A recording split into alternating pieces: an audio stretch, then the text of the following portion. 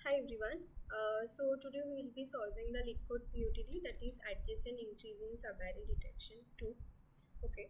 So this is today's POTD and this was yesterday's POTD, that is adjacent increasing subarray detection 1. So I would suggest you to solve this question first, then solve today's POTD. So that's what I'm gonna do in this video. I'm gonna solve this question first and then we will solve the POTD of today's LeetCode.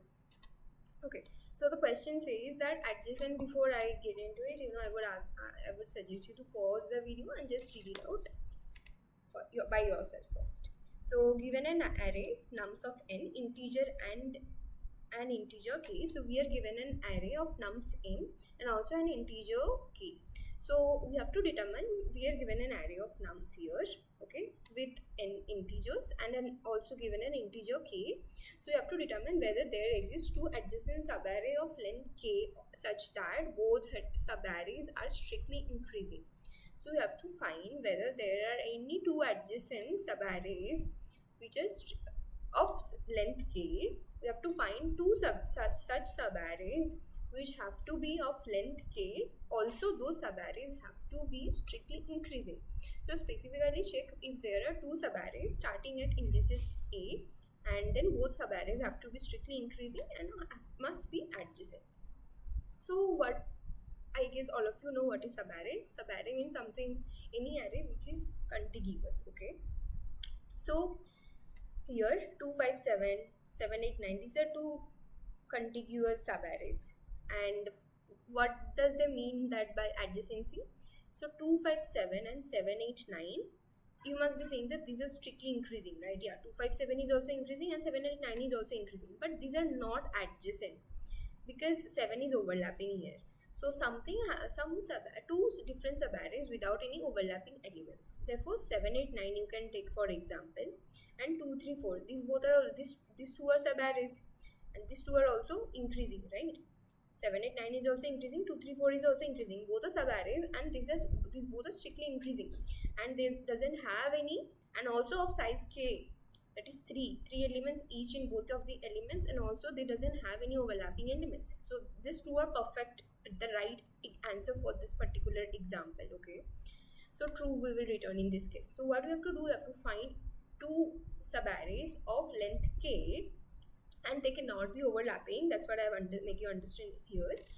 And then we have to just return, if it exists then return true, if it is possible otherwise return false. So what is the brute force that comes to your mind? Of course, we will just go through over, like this is the brute force that comes to your mind, right? This is a simple helper function just to check whether the current element is greater than the previous element or not. If it is, then we will return true. If it is not, then we will return false. Then similarly again, just here in this case I am using it like I have just changed the logic opposite, like I've just like completely made the reverse logic. That's why I'm returning false. And then using this helper function here just to check whether the both of the subarrays are increasing or not, and also it have to be of size k. So this is a simple brute force that should come to your mind. And another brute force that I have solved here, that I've used is this one. So what we are doing here is that this is simple, the age case. Of course, like if the element is less than 2 into k, because your subarrays both of the subarrays have to be of k is equals to 3, right? Just a second. Yeah, so I was just opening the notepad so that I can explain to you. Anyway, so what I'm saying here is that since both of the subarrays have to be of size k, so if you do not have for both two subarrays, of course 2 into k elements you must have, right, in the nums array. If you do not have them, just simply directly return false. This is the most simple edge case that you should think of. And then finally coming to my brute force approach, like, so this is simply a I've taken a vector of boolean and a vector of bool where all of the elements are at false, like at 0 0 at the starting. Okay, so I have taken a vector of bool and initialize all the elements as false in the starting. And now this is the for loop, like I'm just going starting of the for loop. And what you have to just okay, so basically I'll take this example, just simple thing you will understand. Okay, so of course k is equals to 3, so every time my this I and j pointer will take 3 elements together, because here k is equals to 3. So every time this both of the for loops are running, they will take k number of elements. Okay, since here k is equals to 3, that's why I have taken these 3 elements, and they will check whether 2 and 2 is less than 5 or not, and then 5 is less than 7 or not. Here this happened because k is equals to 3. Okay, if k is equals to 4, then 8 would also come. Okay, and then another, and then whether 7 is less than 8 or not. So since these are like done, okay, I will back to k is equals to 3. So this is the simple thing that we are checking here, right? Like we will be checking based on the number of k, and if it is, then my vector of inc will be true. If these elements are equal, like for like less than, like if they are strictly increasing, then my vector will be returning true. And for this, of course, 2 5 7, then I have 5 7 8, this is also so true again. Then again I have 7 8 9, this is also true. Then I have 8 9 2, this will be false, right? And then I have 9 2 3, this is also false. And similarly this will be going on, and that's how the vector of bool will be made. And once this is made, again I will run a for loop, and I will just check. Now everything is ready, right? You have checked everything and I've made a vector. Now we will just check whether, suppose I is equals to 0. Okay, I is equals to 0, and at this you have to take 3 gaps, right? So I plus k gaps here. So I plus, are they both are equals to 1 or not? Both are equal or not? If they are, then we will just return true.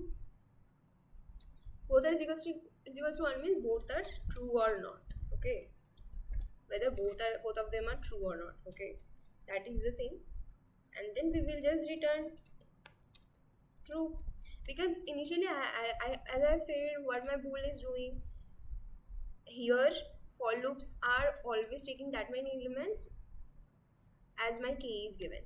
So at the end I will just I'll be 0, I'll be starting from 0, right? And then I plus k, that is what I have to check, and then I'll be returning true or returning false. This is the another brute force approach that you should think and tell to the interviewer, leaving those 3 k gaps, right? So that there is no overlapping elements with each other. And then after that, what is the different approach that is coming to your mind? Of course, like something around, but now the problem is that this is of big of n square, right? So I have to eliminate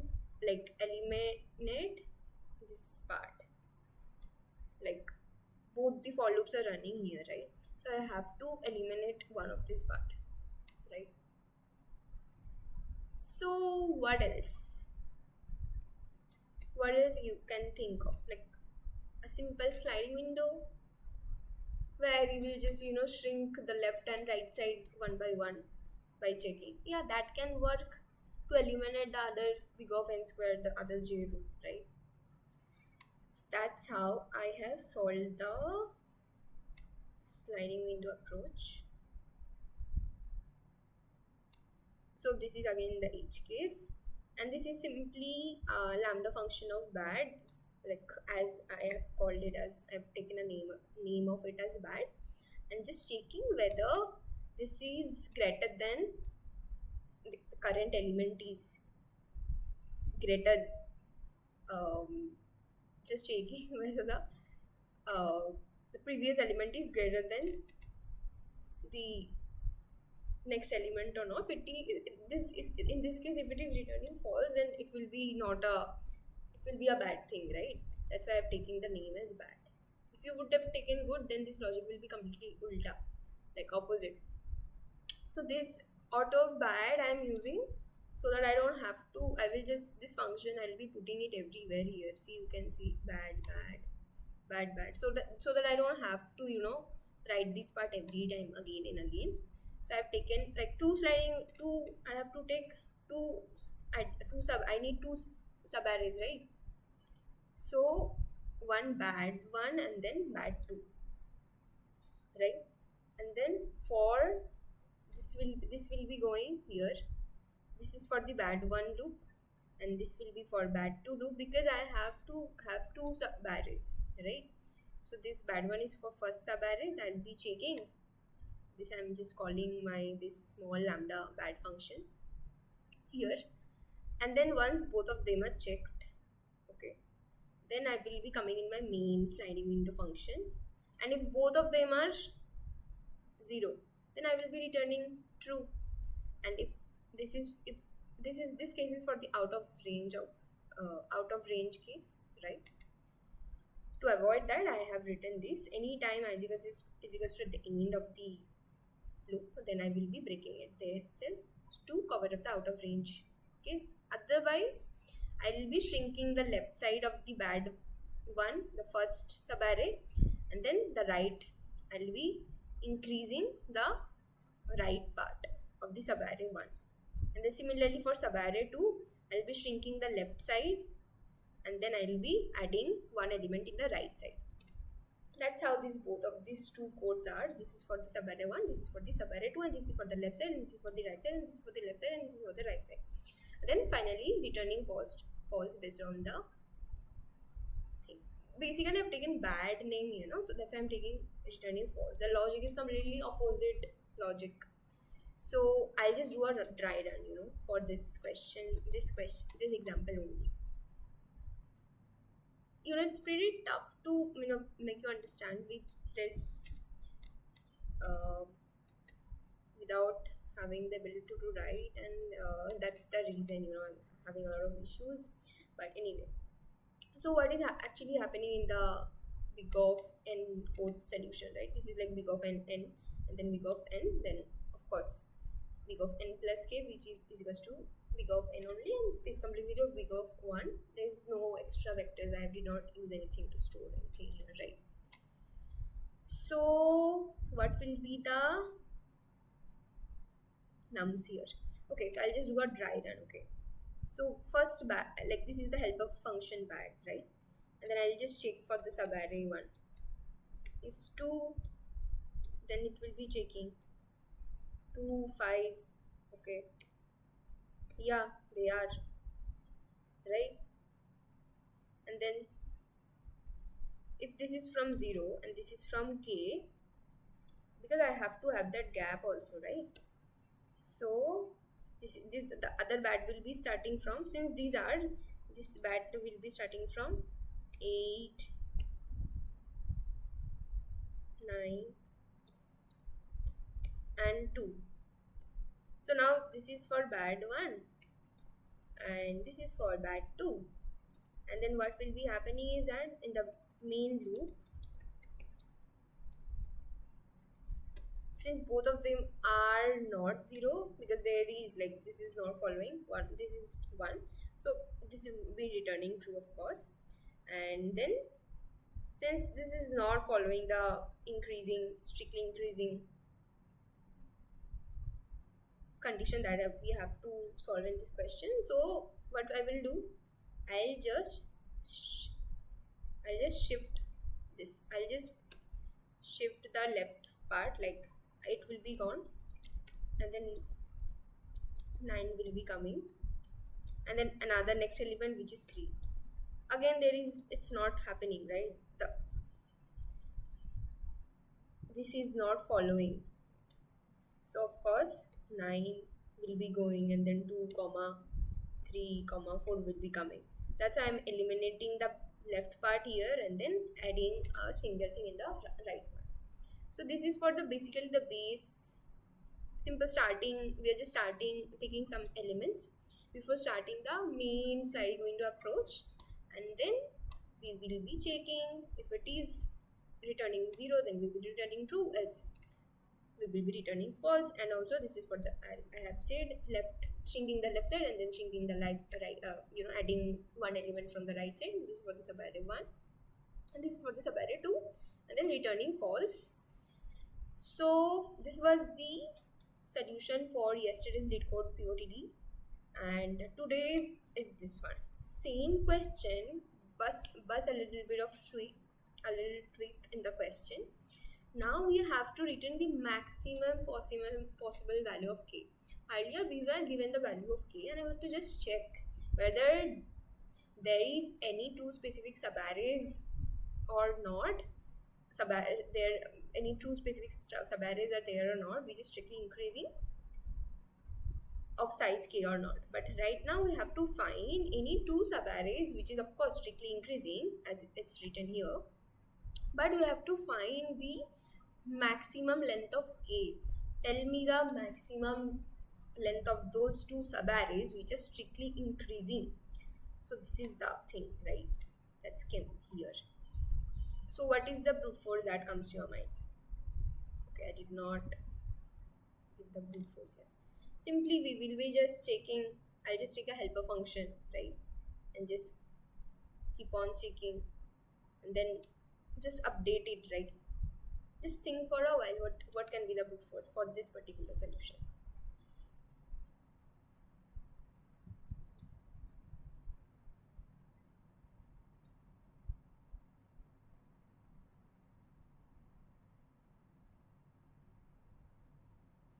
Simple, yeah. I'll just check. I'll have two for loops, right? Like I'll have a helper function to check left and right elements are increasing or not. And then in the main function, I'll just use that helper function to check whether both of them are increasing or not, that helper function. And then I'll just update the length in the max using the max operator, right? And that's how the brute force actually works here. I wish I could have showed you the code, but anyway, I did not write the code here actually because of the constraint, I guess. So this is like, what else you can think of? Like something they're saying is something of strictly increasing. So when I saw like something of strictly increasing, I have to, even for this solution also, I thought of using binary search, but this was a kind of full, I can see like this can be a sliding window approach. So I did not go in that binary search wala thing that I've already thought. But yeah, this can be like, this was a completely shown sliding window approach. But here when they was asking me to find the maximum possible value of k, and also what we have to check strictly increasing, when you see, because this was a clear shown solution of question of sliding window, so I did not use binary search here, but although I think we can use it here. But for this one, right, for this one you can see strictly increasing, right? And again you have to check two subarrays. So you can use sliding window of course, but why not sliding window with binary search? So that's what I have actually done. The previous code that you have seen here, I have done. I just copy pasted it here in this solution. Already explained what is happening here, okay? Just very simple, checking two like divided two part of the nums array, and then checking it, and then if it is not following the strictly increasing query that is given here, condition which is given here, then we will just shrink the left side and increase one in the right side, and just added this binary search part. That's it. That is the solution for today's POTD. But yeah, there is other better solution also that you can definitely do, but I found it fine for me. But I'll show you another good approach, okay, that LeetCode have given, and it's very good actually. So of course, like this is the binary, it will say y n by 2. Of course the high cannot be starting from the end of the array, right? It have to be in the mid. so that you can have elements of, at least you can have element. If you are putting high at the end, then you won't have any element left to make any subarray, right? So it should be from the left. If you are making it from here, then there is no subarrays, right? Nothing is there. So high should be in the middle, so that you can find for any subarrays or not. So that's what, like, what is binary search doing here? It is just helping this binary search part is simple binary search. I hope you know that how it works. Simple, like what binary search is doing here is just simply returning the kth value. So while this mid will be here, for the first will be, yeah, I think I have kept a dry run to show. Yeah, so low is equals to 1, high is equals to 5, then mid will be 3, and then this 3 will be sent back to, this 3 is what, k. And now see, once I have found my mid, this I'm calling this has increasing subarray. So with the value of k is equals to 3, because now mid was 3, right? My helper function, that is has increasing subarray, will check whether it is possible to have k as length 3 or not. If it is possible, then true, good. We can also, like low can be shifted mid plus 1 to find any other better solution. That's what I have done here. So that's what it will be doing. Once we know, yes, k is equals to true for, solution of 3, b is as 3, k is equals to 3. So in the iteration 2, now nums will be like, low pointer will be moving here, mid. Earlier mid was 4, so 3, 4, low will be moving to 4, that is 4 plus 5 by 2. Now new k is what, 4. Now again new k is there. Now again it will be calling my this function that has increasing subarrays, and then it will finally check whether k of length 4 is possible or not. That's what they are checking here, whether it's possible. The first question basically is checking whether it's possible. No, if it is not possible, then just stop and then just return k, because less than 3 anything is possible, right? You have already checked. That is the basic thing of binary search anyway. You should, if you still do not understand, then you have to have a little more knowledge of binary search. So we just return 3, which was already an answer of mid. Then yeah, just returning 3 as an answer, and the solution is of big of n log n. Now of course, for binary search log n, and for this part it's like n, right? So what is the other better approach that LeetCode has given? This is very good, like very good solution. So this is CNT for the current counter, and this is for pre-count. So current counter will be at 1. So if current element is greater than the previous element, then of course counter will be plus 1. If it is not, then pre-count will be count, and then counter will be again starting from k. Something like Cannon's algorithm, if I'm not so wrong. And the working is kind of like that. So answer can be 2 things, right? Minimum of pre-count or count. Minimum of it should be, right? Because you have to have 2 subarrays. You cannot take something if pre-count is 3 and count is 4, and you're taking maximum, like of course first do minimum, then. So it should have to be minimum of something, because both the subarrays have to be like fulfilling the condition, right? And then we have answer is equals to max, and answer can be of this between, like it can be minimum of pre-count or count, and it can also be of maximum of answer of count by 2. Of course count by 2, because count is actually taking the 2 subarrays, right? It is including the 2 subarrays together. So of course you have to divide it, count by 2, because the count is always considering the 2 subarrays. I think I have done a dry run here to show just yeah. So basically, if you see 2 5, this is that same example. Okay, so 2 5 is, of course 2 is less than 5, so true. The count will be 2. Count was initially at 1. Pre-count will be 2. So minimum of both of these is 0, and then answer will be always returning the max one, right? So, and right now minimum of this is, and answer is what? 1, right? Because count by 2 is 1, right? Another, this part is also there because count will be always having 2 elements, right? 5, 7, 2, 5. So that's why I have to divide it, like, right? The length, and like count will be having the length for both of the subarrays. That is the reason I am doing count by 2. And then again 5, 7, yeah, true. Then count will be 3 and plus plus, and pre-count will be 0, of course. And then count will be again 1, and then answer will be 1. Again true. So count will be 4, this time pre-count. And then minimum of both of this is 0. And then count will be 2 because 4 divided by 2 is 2. Answer will be 2. And 8 is, yeah, true. So count will be again this. So now, of course, 9 is greater than 2. So it will be false. And at this case, counter will be again to 1.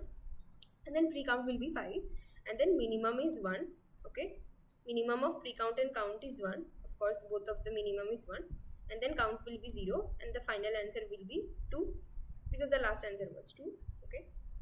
And then again 2, 3. And then increase, yeah, true. And then count will be again increasing to 2, and then pre-count is 2, and minimum of both of them is 2, and then answer will be 2. And then 3, yeah, 3 is less than 4, yeah, true. Then count will be 3, and then pre-count will be 5, right? And then the minimum of both of this is 3, yeah. And then count is this, count by 2, 1. Of course, like 3 divided by 2 is 1, then answer will be 3, because minimum of both of this is the maximum answer that is currently there. So yeah, answer will be 3. And then 4, 3, false, already found 3, the maximum, most maximum, which will be finally returning. Very simple pre-count, and I know this is a very tricky, but as you solve more and more questions, this question will be very much clear, because pre-count and count will be, it's when both of them are working, they both are working as 2 subarrays, but when count alone is working, it's working as 2 subarrays together. That's why count by 2. And this is simple, like this is big of n solution, this particular question. This approach is of big of n, and yeah, please complete of course big of 1, no extra space to store anything. So I hope you understood the solution. This question is pretty difficult, I would say. So go through the video again and again. And I know I couldn't explain you much better here because of a lot of reasons. Of course, I don't have anything, and also the communication is pretty much lagging day by day. But yeah, I'm trying to improve it. Yeah, I hope you understood the solution. And if you did, keep solving. Bye bye.